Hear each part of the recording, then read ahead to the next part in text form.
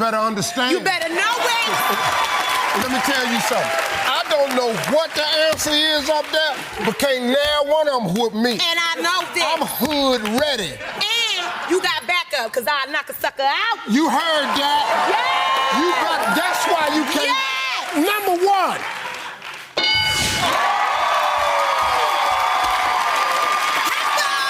Gun in my purse.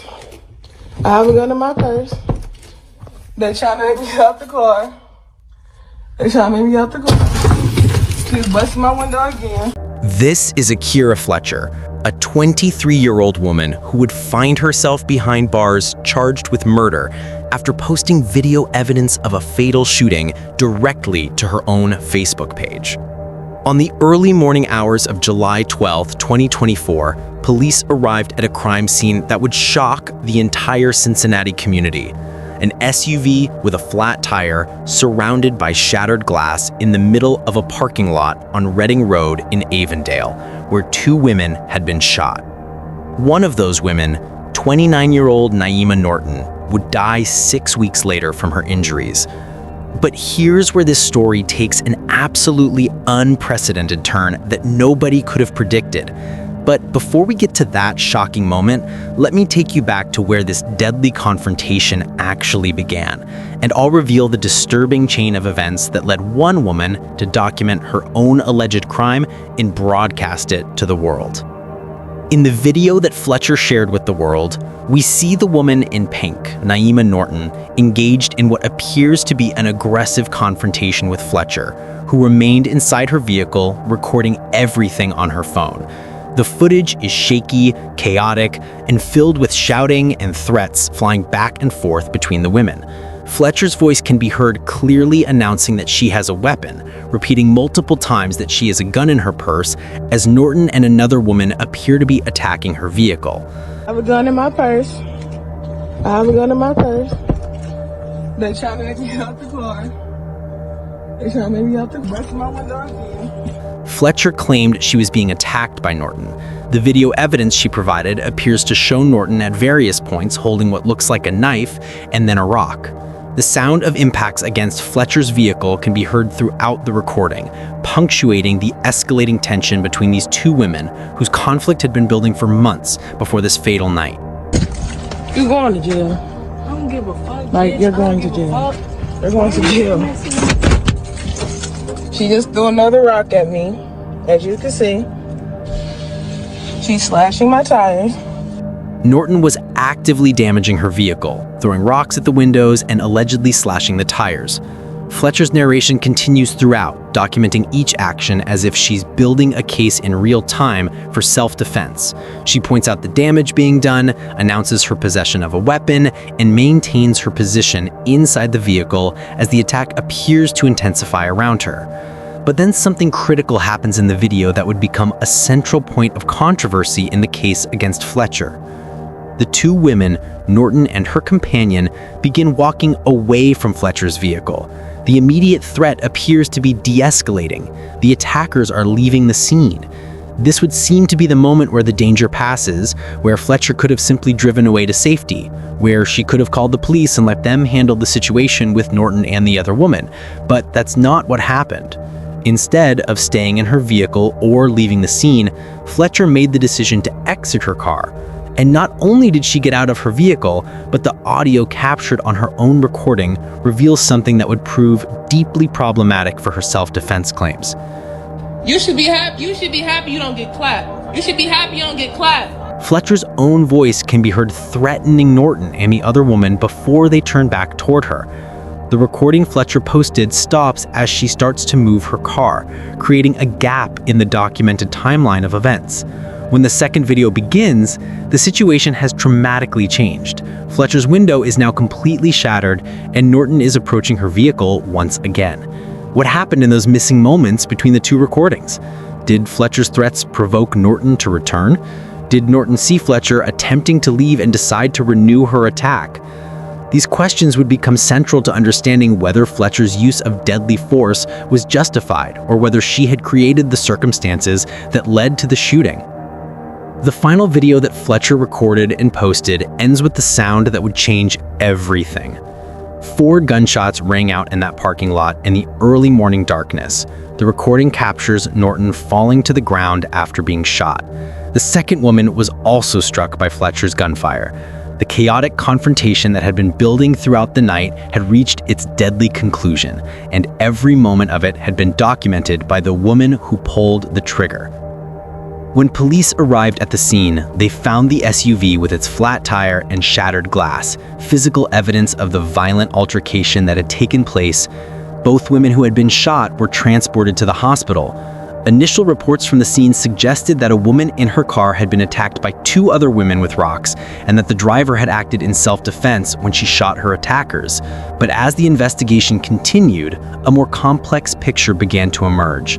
A complaint filed in Hamilton County Municipal Court revealed there was an ongoing conflict between Norton and Fletcher that predated this fatal encounter. A complaint filed in Hamilton County Municipal Court shows there was an ongoing beef between Norton and Fletcher. In May, Norton was accused of pointing a gun at Fletcher and threatening to shoot her.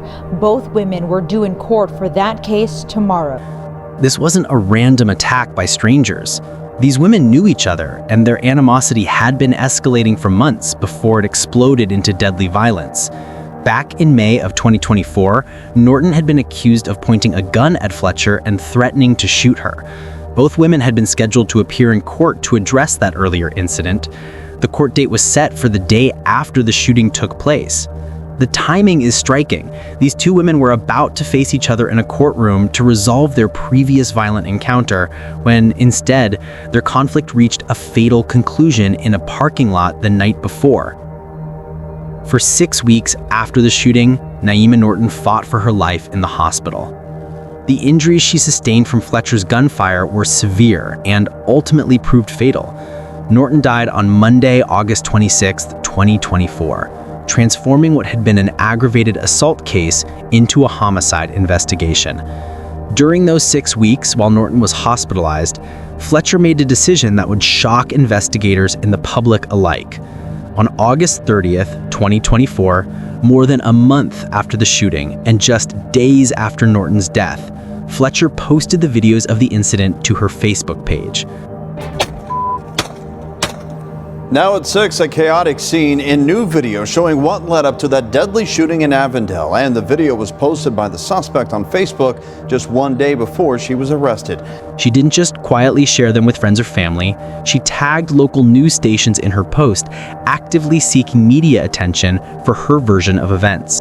To warn you, the video in this story may be disturbing. Now, this is what the suspect, Akira Fletcher, posted on Facebook on Friday afternoon. She included 2 videos. One of them shows the shots that would end up being fatal. Fletcher tagged Local 12, giving her account of what happened. By the next morning, she was booked into jail.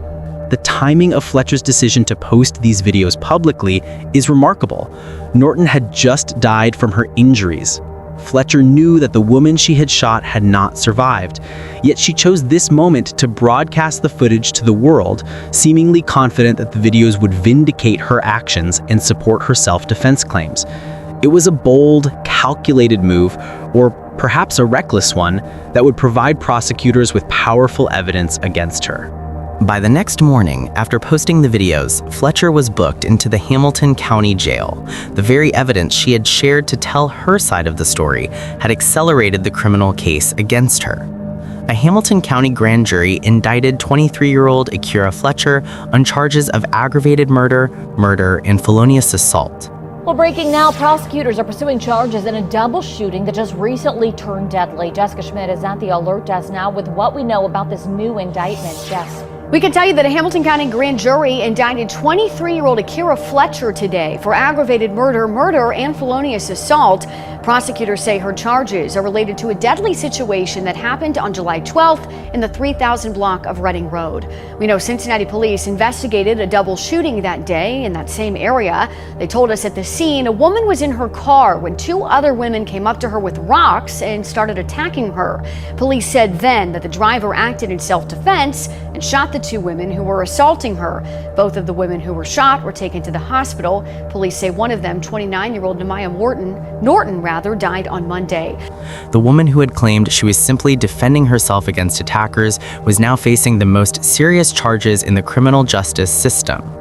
Cincinnati defense attorney Carl Lewis, commenting on the case for local media, noted that the use of video on social media and through other means has become increasingly common in criminal cases. Whether or not the state believes that a video, or the defense believes that a video that has been posted is probative, then if it's brought into court and is considered as evidence for the defense, then I'd say very well. But he also raised important questions about how such evidence is evaluated. The concern which you have is like anything else, chain of custody. Has the video been doctored? Has it been altered? Is there something that you want to show that should not be shown? These questions raised by defense attorney Lewis cut to the heart of how modern criminal justice must grapple with self-recorded evidence. When a defendant provides their own video footage of a crime, how can courts be certain that the footage is complete and unaltered? The fact that Fletcher's recording stops and then resumes at a critical moment, right when she's moving her car and right before the final deadly confrontation, raises obvious questions about what happened in those missing moments. Did Fletcher edit the videos before posting them? Was there footage she chose not to include because it didn't support her narrative? Or was the gap simply a natural break as she stopped and restarted her recording? Thousands of people viewed Fletcher's videos within hours of posting. The footage quickly spread across social media platforms, particularly on X, formerly known as Twitter, where high engagement posts sharing the video garnered tens of thousands of views and hundreds of replies. The comment sections erupted with passionate debates about whether Fletcher was a victim defending herself or a killer who had crossed the line. The overwhelming majority of commenters rallied behind Fletcher with fierce support. They looked at the footage of Norton attacking the vehicle, throwing rocks and slashing tires, and saw a woman who had every right to protect herself by any means necessary.